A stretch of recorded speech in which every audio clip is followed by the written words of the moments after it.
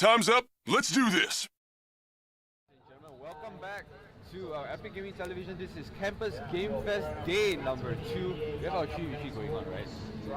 Yeah, 2014. Yeah. Okay, without further ado, my name is Xenoviper, also known as, let's say, Josh. And with me here is Bjorn Tan. Yeah, hi, I'm Bjorn. I'm from Search, and I'll be co-casting with Xenoviper today. So let's have a great time here. Alright, okay, so we just had game number 1, Yeah. which was being casted by our, actually, I think it was Unistar, actually, Unistar and Freak. So, Unistar will be playing right now, so I'll be taking over with Bjorn right here. And today's game right now would be Kero and Wensushi, two of our local favorites. They are really strong to see. So I'm really glad that we can actually get to cast this game alongside Bjorn, which is also another very favorite battle of mine. Yeah, so Wensushi, a member of Mana Search, against with Kero, who used to be from Spectral, but apparently he's forming a new team now, which is still to be announced. So we'll just wait till he does his announcement, probably after CGF, or maybe we'll see his new team tomorrow during Call of War. Yeah, it's a little bit of insight for you guys. But anyway, okay, so other players? Players are already in the game.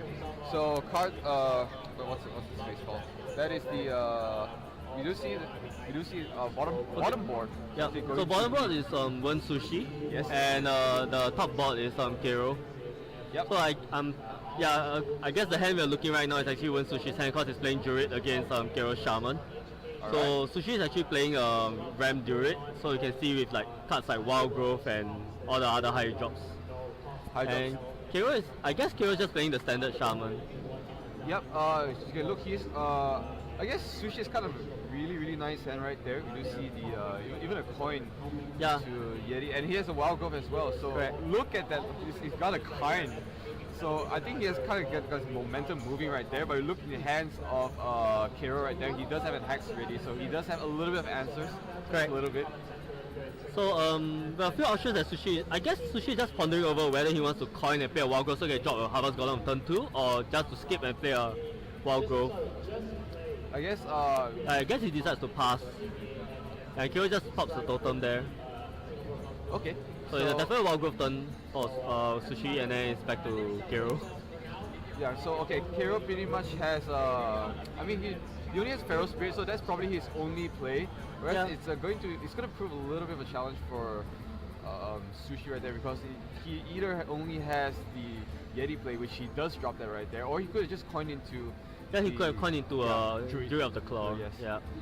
But being mana locked right now and having a huge 4-5 on the board, I don't think it's much of a problem for Kero right there. He just pops a rock by the weapon, kills off one Yeti with one of the ice dogs left on the board. Yep. And at turn 5 actually, he drops an Innervate, so he can just coin into that Kain, or he just literally just drops Druid of the Claw. He has so much options right now. So I guess Sushi is just holding back on Innervates and coin is just simply because he wants to make use of the excess mana, dump out more stuff later on after he has started to regain control on the board. Because as of now, he doesn't have a lot of playable cards to actually dump everything at one shot. Speaking of dumping, I just believe Kero just dumped a Flame Tongue there. No, he just dumped a Hex onto that Druid of the Claw form. Oh yeah. So that's one Hex down, and I'm not sure how many Hexes that Kero actually runs in his deck. Well, standard usually is 2 Hexes, so that's 1 down and 1 to go. 1 down, 1 to go, and okay, he has a secondary answer, I guess. He has an Earth Shock, which could have some value on that Golden Current. But look at his hands. He has mostly spells and Argent Squire. I guess he really has no choice but to do an Earth Shock here and maybe trade the Wolf into it, just to maximize the value. Because there's no way he's going to throw like multiple spells and have Khan to actually respawn. Yeah, see the thing about the Shaman is that you need more control, and right now Kero is the complete opposite of it. It's like, despite you have totems, but he's really like running out of steam at this point of time. That's right. So if he keeps going if this thing keeps up, like, and the Druid is already advancing into the late game, which he just draws a Ragnaros, he just coins into it without second thought. So this is what I mean. You know, you don't let Druids get into the late game. Correct. Because that's if right. not, he just starts spiraling. But you know, having a Ragnaros on the board is quite okay here. He just has to pray hard that there's no Hex, and with 3 targets on the board with 1 Divine Shield, that's not a very high percentage of hitting what he needs to hit. Okay, he has options. He could just lightning bolt. He got a really lucky totem. That's spell totem right Yeah, there. definitely good trade there. Wolf is gonna trade it, and then we'll pull out the Harvest Golem and run a G1 to the face. Oh, that's a very, very iffy hand there. Yeah, that's kind of sad, but it's okay. His turn 1, Mark of the Wild actually comes into hand, and he could potentially just face this in. So that's like a huge 4-5 taunt. It's like Cane Blood Hoof all over again. It's Just a- that you get a smaller. it's a mini Karen, but with with a mini 2-1 after death. You know what I'm saying? So it's gotten really interesting to both players because they're just pretty much tossing everything around the board what they have. You know, Sushi knows that he just cannot let the Shaman get any form of ball control, which is still fine. But the Divine Shields are actually coming in the way, even so late into this game. But still, it's actually proving effective for Kero. Yeah. Look at that. The Flame Tongue is still on board. Just saying. And he does get a Stone Claw, which is gonna nerf at least one of the golems attack. So pretty much both of it is right now mini golems. Yep, correct. Let's just try and vie for board control here. Guess the good thing is that for Sushi, that is, Kero has no more hand on cards on his hand. So the good turning point will be for Sushi to actually draw Ancient of Law to actually start to replenish more hands and start dumping more threats out. While Kero will probably have to bang on a mana type totem. Yep, that's true. Because I'm not sure what cards you can run in the deck because I don't have the card deck list right now. But without any card draw mechanics, like these players are actually going to be kind of stagnant right there. Like what you said, the really key card here would either be either Ancient of War, or Ancient of Law. Look at that. Look at the top deck. Ancient of War there. Probably Babel number 2, Prophet Babel at work. Except it's Heritage right there. So he does draw into really good cards. Look, he just probably innovate into the Azure Drake. And that's going to be a huge 5-5 and a 4-4 minion on board. That's going to tax our poor Kero right there, who's only left with like what, Bloodlust, and his look, his. That's not a lot of minions to actually exploit Bloodlust with. Yep. So with I don't know when with squires left on the board and with Totem, yes, both players have big game hunters, but not to say that there's any very scary minions. Ragnarok's out of board. I don't see a scenarios coming anytime soon. I'm not sure if Kero runs a Rag though. Oh, perfect top deck there. Swipe to the face and everything goes, and Sushi has total control for the game right there.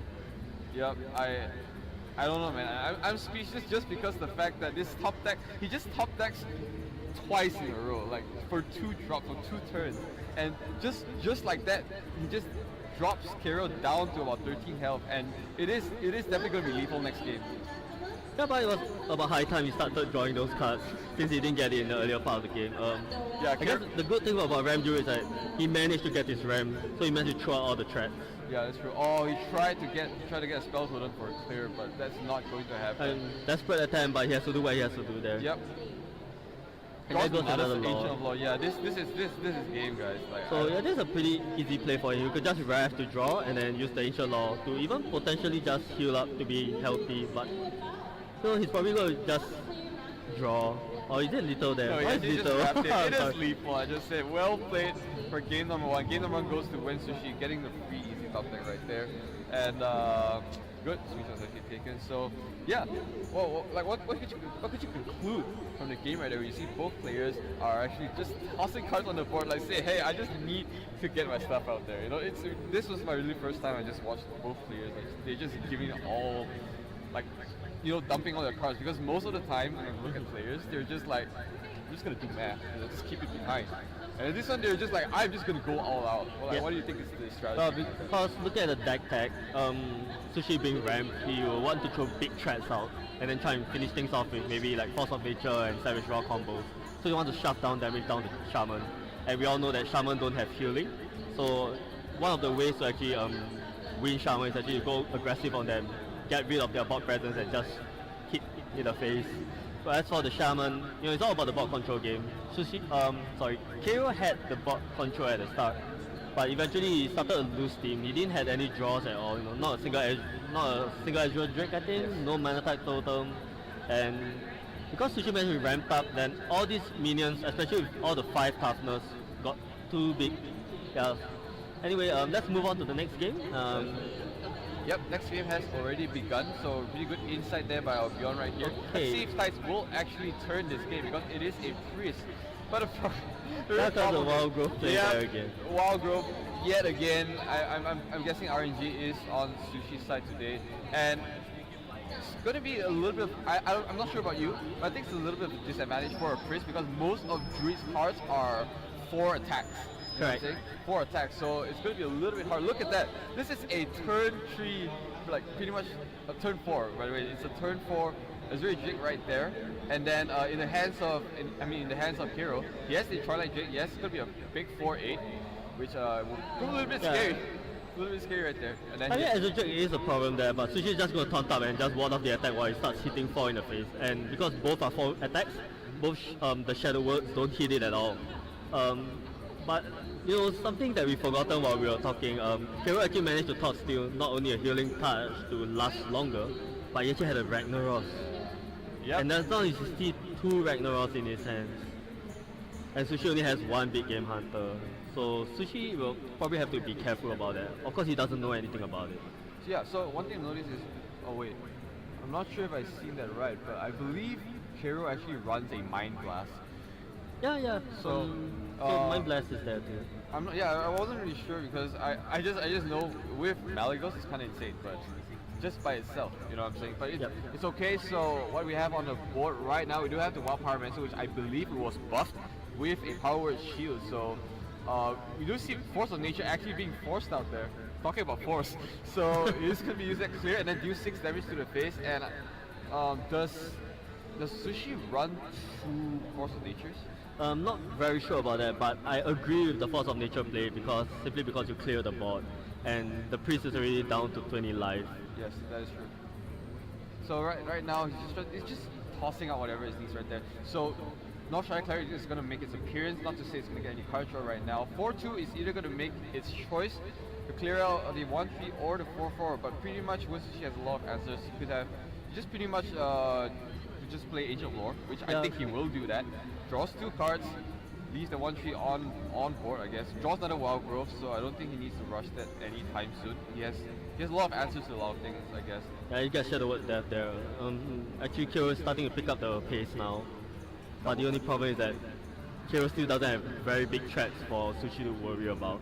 Yep, that's the thing. But the problem is, you look at Kero's hand, he has already 2 Ragnaros in his hand. He's already drawn both, so if he draws one of that rag out and then drags Sushi's removal, which I believe is going to be a big game hunter, it's just going to pop another rag. Correct. And then he's going to spell Doom for him, and it'll be like, holy crap, he just stole my rag. Yeah, but you have to take note that he does have Mark of the Wild and Black Knight combo. That is true, So yes. potentially you could just taunt the Ragnaros and kill it off with the Black Knight.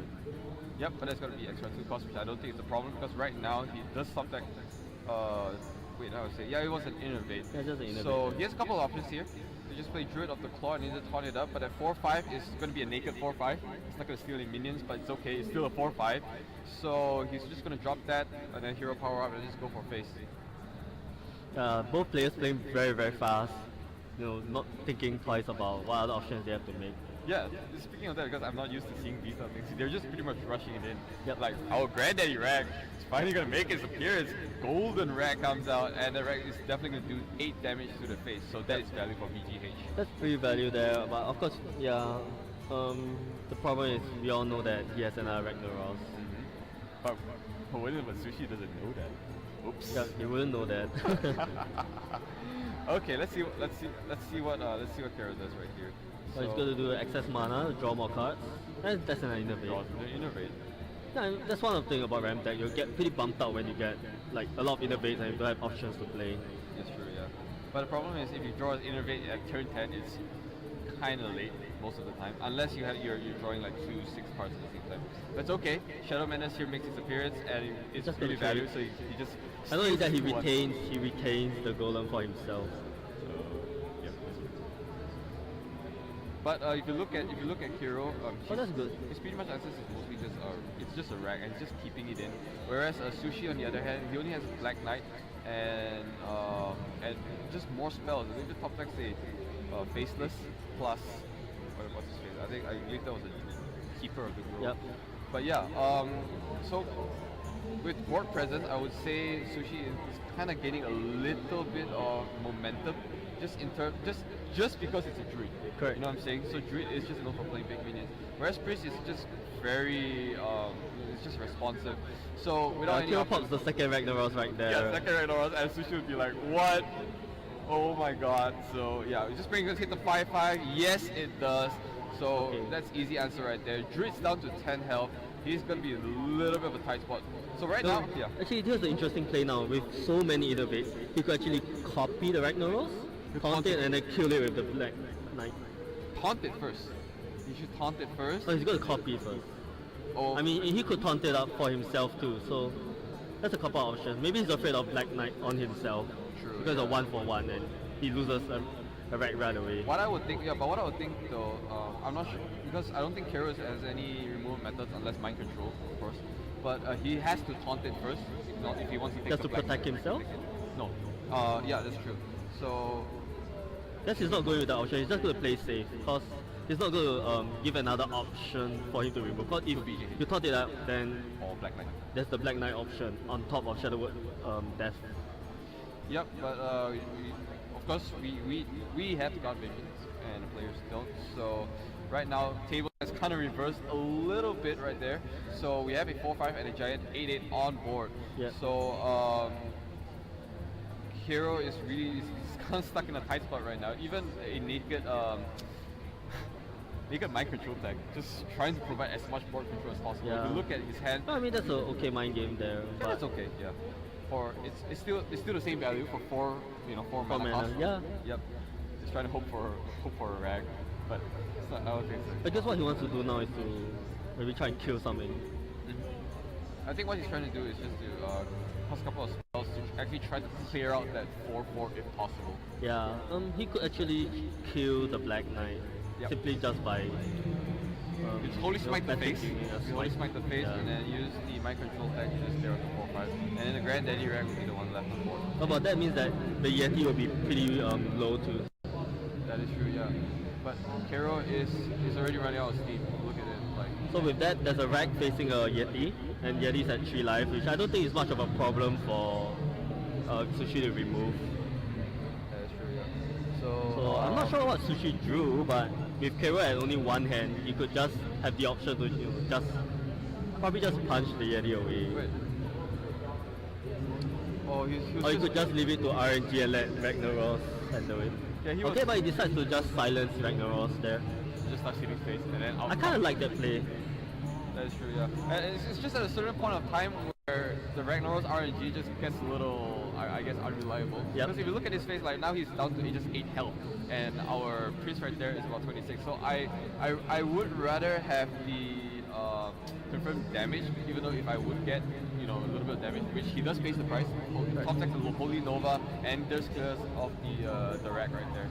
So I mean, outfit is pretty even, but with that healing touch, things are different now. Because Kero was at full life, but with no board, no hand, and Yes. but Sushi was dying with the potential of dying to like double Mind Blast. But with this now, he's back in the game. Kero is basically just playing off his top deck right now, and if he has no place, he's just healing himself for 2 while Sushi is just hitting 4 every turn. Yep, the curve is kind of shifted, I guess, to Sushi's. I mean, Savannah's a pretty good card here, but I mean, he's definitely going to slam it down, there's no questions about that.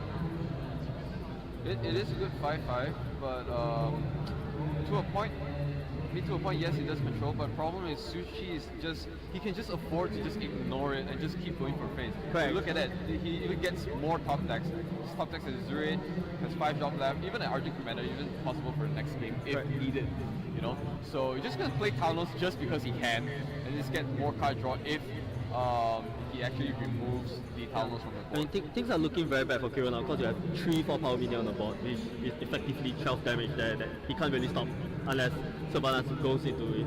And even then, Sylvanas doesn't die to steal 1. Oh, he top stack a mind. Not mind No, that's a control, swipe but that's and a a top wrap. steal. He top steals and he just gets two very valuable cards actually. It's a Yeah. swipe and a wrap. So he has a couple of options. Could wrap. No, wrap the effectively you 1/1. could take out at least 2 minions. So if he swipes the Drake, both spell powers are gone. Thanos dies, Drax dies. Yep, and Sylvanas can afford to kill off that 4-4. And He might ref himself probably to draw and then steal the K block move over. Yeah, that's what he does. Gets that free. So free all of out. a sudden, things just Yeah, change.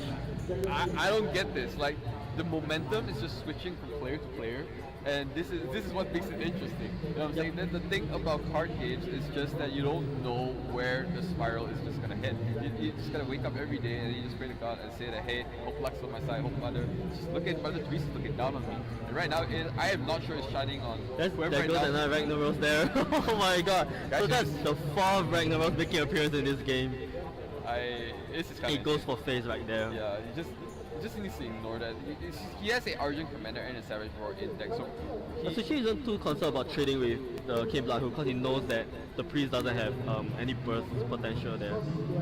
yeah, you look at Kero's hand, he's already out of steam. Yeah. So I guess this is actually game. You could. What I would do is I would just swipe the face and just enter. He could just ref the K, respawn, use the Arjun commander to attack, and then swipe face, and then Yes. everything will be clear. Yes, but what I'm thinking is that I think he really wants to just pray RNG and hope that it goes for face. But Okay, will yeah. it? Will it actually hit the face? This is game, okay, guys. there we have it. This is the RNG we're talking about, and it is potentially a 1-1 score right now. So instead of opting for the safer play to just clear the board, swipe fall to the face, have it empty and Ragnaros hit the face, he actually, I guess, maybe went a little bit too aggressive and decided to go with RNG. He played it, and yep, it paid off. That's all paid all off. I really need to know. Now on hindsight, even if Rag did miss, a 4-5 Bane is not going to pose much of a threat there. Yes, that's true. Yeah. So, I mean, it all really comes back. Like I said, the top deck, and I guess the priest wasn't just. He didn't get really the cards to respond more enough. And like I said, druid is just gonna toss out minions, and there's absolutely no way for a priest to have that kind of removal. Yep. You know what I'm saying? Well, and whoa, very pretty fast. They're moving on to their third game right now. Yep. So Kero only left with a mage. Pretty much. So his shaman, his priest is out of the game, whereas our sushi. Wait, sushi still has his. And look at Sushi's hand. It's pretty sick. It's like an innovate, a coin, and a wild growth. You could potentially just slam anything huge right down on turn 3. It is a 2-0 score right now. Yeah, it's 2-0 right now. That's kind of insane. So Kero needs to make something happen here. But as you can see, Kero is actually playing a Giant's Mage. So the difference between a Giant's Mage and a Priest Mage is that in a Giant's Mage you play more of the Giants, but you cut out a little bit of maybe the stall cards. Because what you want to do is to actually get low, put the ice block, and then use all the huge giants and hit them in the face very hard. Yeah. While providing a 8-8 threat on board. Yeah, I kind of get what's there. I guess Sushi is just going to do Arjun Commander right there. Oh wow, that is a third 3 Argent Commander, which is kind of insane. But I believe that's 2. We did miss the secret, but I believe it was a Vaporize there. So you got to be a little bit careful. But he's just pinging that, just because he can. Right. And it's just gonna get easy clear. But even though it's a minion, so he gets to keep out the growth. That's gonna be easy clear. But he's probably gonna die to the Arjun. the Vaporize, which is not. Oh, so it wasn't the Vaporize then. I wasn't actually sure what secret it was to it. But it Probably didn't was. proc, so it has to be an ice block then. Probably ice block, yeah. On our oversight, I guess we didn't see that card. Yeah, we're kind of crazy, kind of providing really strange insights, but it does work. So Oh yeah. Well, Sushi's going on the regression now, 6 damage every turn, putting him on a 5 turn clock, I guess. But then again with ice block, that would be 6 turns. So Sushi's just going to pile on all the damage. But he's trying not to overcommit for fear of things like Blizzard and Flame Strike. yeah, he's gotta be a little bit careful just for a second there. But right now, at least Kero probably does have a couple of answers, not a lot, but still, enough to actually do that because he has 2 giants and he's getting low by the minute, so Molten will probably make the appearance anytime soon. But first giant does come out, and I guess he does a double swipe here. yeah, He's probably going to play a coin and double swipe and continue to put on threat. yep. The 4-2 says more value than swipe. So, I mean, like I said, he can just take this slow because right now he does have that mana curve advantage. So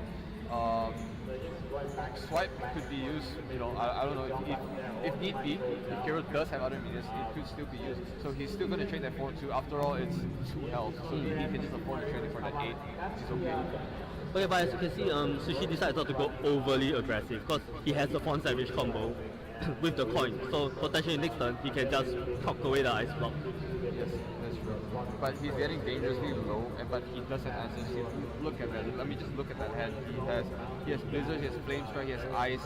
Yes, he has a Hex, he has all the things he needs. But look at that. Sushi's not even going to wait. He's going to play the Savage Roar and Force of Nature combo. Do you reckon he'll clear the Giant here? I would say he should, but I guess he's opting not to. He's trying to quickly proc the ice block. yep. What I would do is just proc the 4 and a 2 to the face first, and then run the 4. Yeah, he's trying to proc the ice block there. Proc the ice block. That's a really. So if, let's say worst case scenario, you know, Kero decides he has to ice block. So of 8 mana, he's left with 5.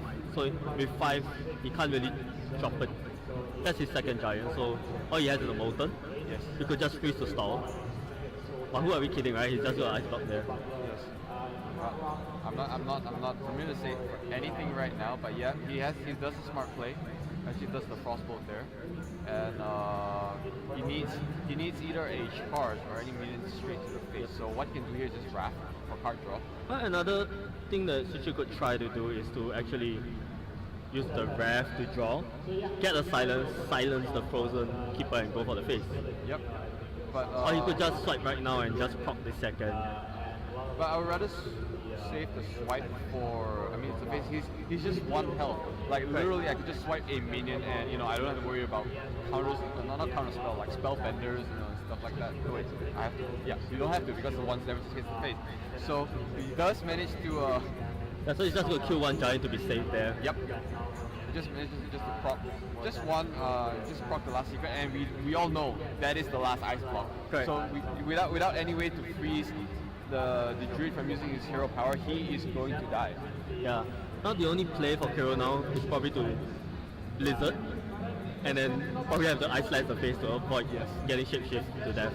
We're going to see just how long could his molten giant stay on the board, and potentially if the Druid hero powers up, he would need to hit him for 4 times. You know what I'm saying? So yeah, Blizzard play is coming out. He's gonna go for He has to ice slice the face, which is pretty unfortunate, but he has to do that in order to survive. This is just unfortunate because both ice blocks were just used just like that. Yep. You know what I'm saying? So you could. Oh. No, I mean, what Sushi can do is just stall the game and heal up. He is in no hurry. But it could be dangerous though because right now he's dangerously low. Yeah, that's the point. Like he's already down at 9. Killing Touch is a definite play here, for sure. Right, I mean, he has to get into the healthy range. Or not get burst down by spells because he doesn't know what spells he has in hand. Yes, I would say Fireball's not been used. Frostbolt hasn't been used.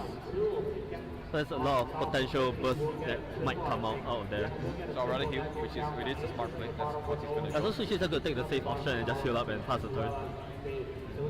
So I would say this turn, if there's no more removals, it's definitely gonna be game. Correct. I mean, he has to burst down this turn, which he can't.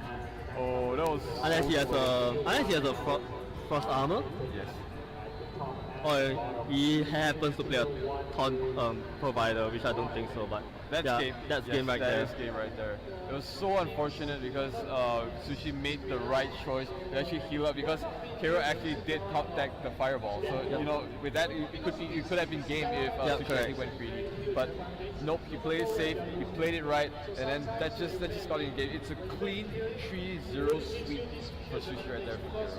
Well, I mean, if you actually look at the classes, Kero didn't really have much of, I wouldn't say much of a chance, but like his classes weren't as favored because here you have things like Druid that actually can ramp up and apply pressure, and you have healing touch and laws to heal up. And even if he doesn't have, and even if Sushi has his Druid knocked out, he still has his Paladin, which is also known for a lot of heals also. And of course, lastly the Warlock, which you know. which we probably didn't get. Probably to just see. slam down the giants and go for the face anyway. If you look at it, like Kero's just, Kero's Priest, Mage, Shamans, mostly intelligence deck, whereas like Druid is just setting big, like just set big minions, and if there's no way of removals, like that's game. Yep. And I guess it also does come down to a little bit of RNG, where sometimes your card draws is not that good, at least for the round. You know what I'm saying? But So with I that, we're probably guess gonna take a little bit short that- or wait for game retreat. Okay, so Sushi advances into the next round, and he'll be facing the winner between Allura and Silent Storm, and apparently Allura actually won. So next round will be a very interesting team kill round because it'll be Allura against Wensushi.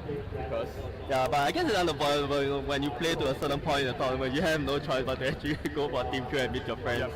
So yeah, these two players know each other's decks in and out more or less. It's just a matter of outsmarting each other. So it will be a very interesting game to watch there. Allura the Black Knight versus Wensushi. Yep. In the next game. You gotta stay tuned, guys. We'll take a really quick break, and we'll be right back with EGTV for Campus Game Fest Day number 2. We'll be right back. That's me here, Zeno. This is